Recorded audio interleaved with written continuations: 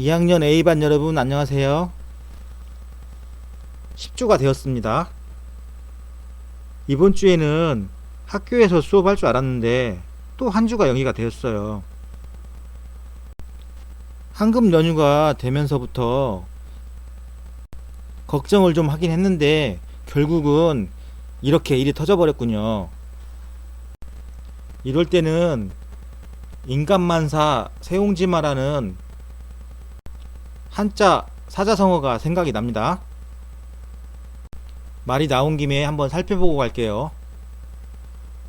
한자를 보면 변방새, 늙은이용, 갈짓자, 말마자를 써서 세옹지마라고 하는데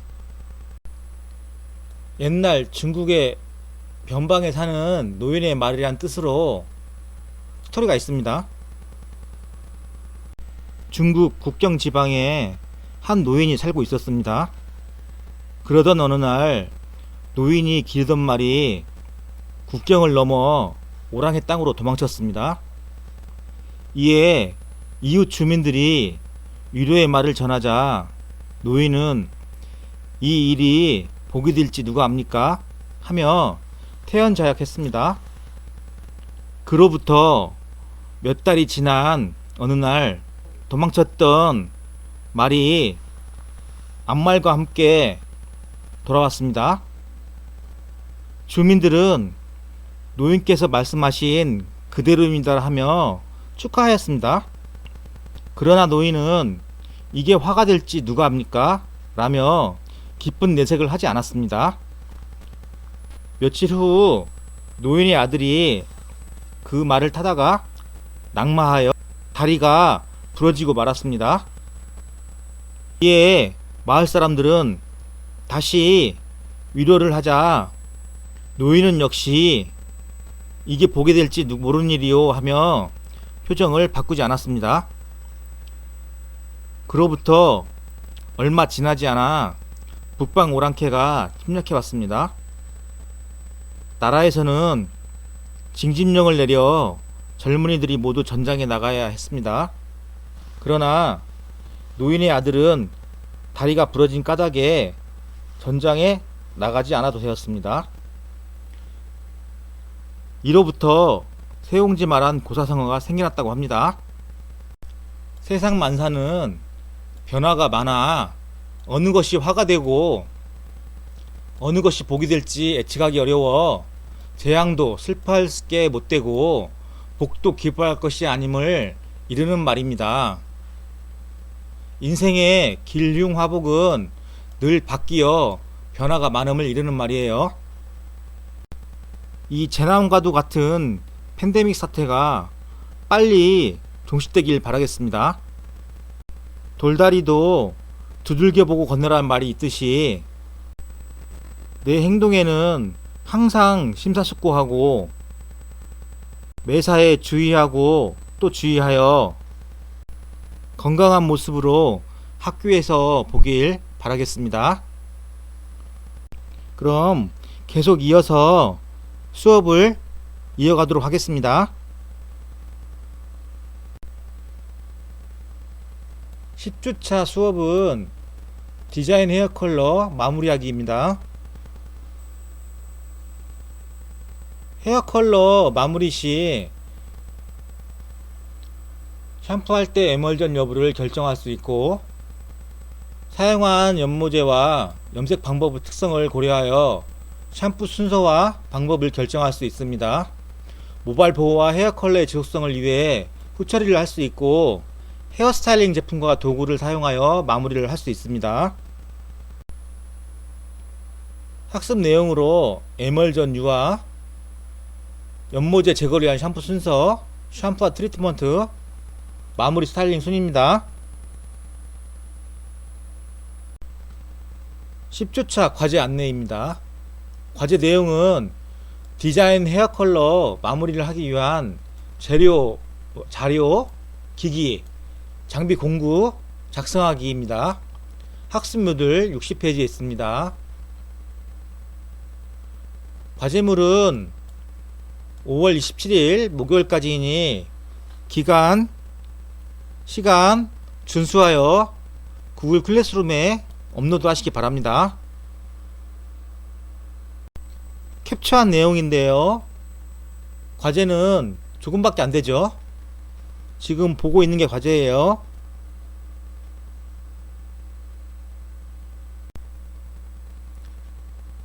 오늘 수업 내용은 디자인 헤어 컬러 마무리하기입니다. 보시다시피 여러분들 여기에 있는 내용이 과제예요.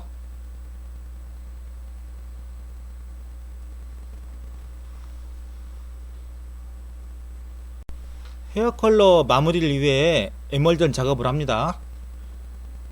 에멀전 유화 작업 시 서로 다른 헤어 컬러가 섞이지 않도록 주의해서 실시하고요.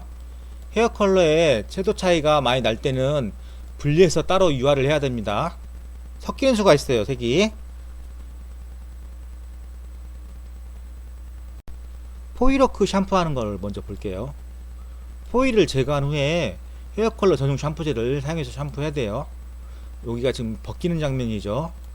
지금 탈색제가 모발에 적용이 되어 있어서 모발이 약해져 있겠죠.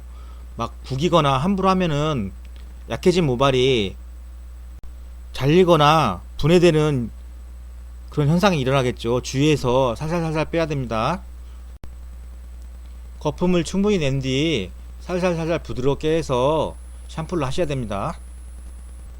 발레아주 후 샴푸를 살펴보면요, 발레아주 기법은 모근에서 가까운 부분은 그라데이션 효과를 위해 부분적인 탈색이 이루어지지만 모손으로 갈수록 전체 탈색이 이루어지므로 샴푸 시 색상 유지력 증대를 위해 에멀전하고 모발 손상을 최소화할 수 있도록 트리트먼트를 꼭 실시해야 됩니다. 샴푸를 하고 나서 트리트먼트 하는 지금 사진이죠. 좋은 컬러 후에 샴푸를 하는 걸 살펴보면 채도가 높은 컬러부터 샴푸를 실시한 후 모발 보호를 위해 트리트먼트를 실시해야 됩니다. 채도가 낮은 걸 말하는 거는 어두운 컬러잖아요. 그걸 먼저 하게 되면은 밝은 쪽에 잘못하면 번질 수가 있겠죠. 샴푸 후에 컬러의 유지력과 모발의 부드러움을 위해 후처리로 트리트먼트를 해야겠죠. 두상을 10브로킹으로 하고 사이드 부분부터 시작하여 트리트먼트 베이스를 모발 끝부분에서부터 시작하여 중간 모근 방향으로 도포한 후 모발 끝으로부터 깨끗이 헹굽니다. 헤어 컬러 작업 후 실시하는 후처리 트리트먼트는 자연 방치를 유도하는 것이 컬러의 퇴색을 줄일 수가 있어요. 샴푸대에서 트리트먼트 리커버를 모발 끝부분부터 도포하고요.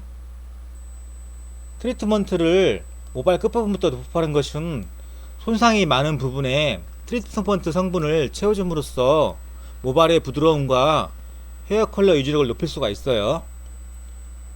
헹굴 때는 모발 끝부분부터 헹구고요. 트리트먼트 리커버 제품은 모발의 매끄러운 질감을 상승시키는 작용을 하므로 너무 많이 헹굼을 하면 유지력이 떨어질 수가 있습니다. 한 가지 팁을 드리자면 트리트먼트 한 상태에서 헹구기 전에 린스 같은 컨디셔너를 가지고 한 번 더 도포해 준 다음에 해주면 트리트먼트 손실이 좀 적겠죠. 하나의 그 방법 중에 하나예요. 타월 드라이 후 모발 케어 제품을 도포합니다. 고객이 평소 사용하는 제품을 종류를 확인하고 장점과 사용 방법을 설명합니다. 평소 사용하고 있는 제품이 없다면 에센스를 사용해야 하는 이유와 함께 타입에 따른 차이점, 사용 방법을 설명해 주시고요. 모발 에센스는 모발 끝부분과 표면만을 바르는 것이 아니라 모발 끝 중간 두피 가까이 도포를 해야 됩니다. 모발 에센스를 두피 가까이 바를 때 손톱으로 긁지 않도록 주의를 해야 되고요. 수행한 헤어 컬러 디자인에 적합한 마무리 스타일링을 합니다. 손상이 많이 되어 있는 모발은 데미지 컨트롤 에센스 같은 거를 바르고 스타일링을 하면 손상이 적겠죠. 이때 과도한 열기구를 사용하는 것은 손상의 원인이 됩니다. 고객에게 수행한 컬러의 대해서는 설명을 해줘야 되고요. 또 헤어컬러 시술 후 모발 관리법에 대해서 설명을 해줘야 됩니다. 고객의 모발 손상 정도에 따라 샴푸를 하면서 물빠짐 현상이 많이 발생할 수 있다는 점을 이야기해서 고객이 당황하지 않도록 이해를 시켜줘야 됩니다.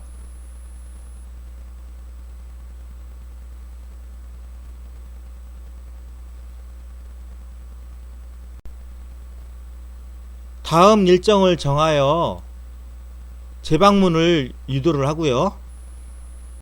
다음 스타일링이라든가 이런 시술에 관련된 것을 제시해 준다면 단골 고객이 되겠죠. 일회성 시술이 아닌 재방문 일정을 설정해 주는 것은 고객에게도 관심의 대상이라는 느낌을 주어 호감을 갖게 됩니다. 그렇게 하면 신뢰도 쌓이고 결과적으로 매출 증대에 도움이 되겠죠. 오늘 수업은 여기까지고요. 이 재난과도 같은 이 팬데믹 사태가 빨리 끝나길 기대해 봅니다. 건강한 모습으로 꼭 학교에서 보길 바라겠습니다. 감사합니다.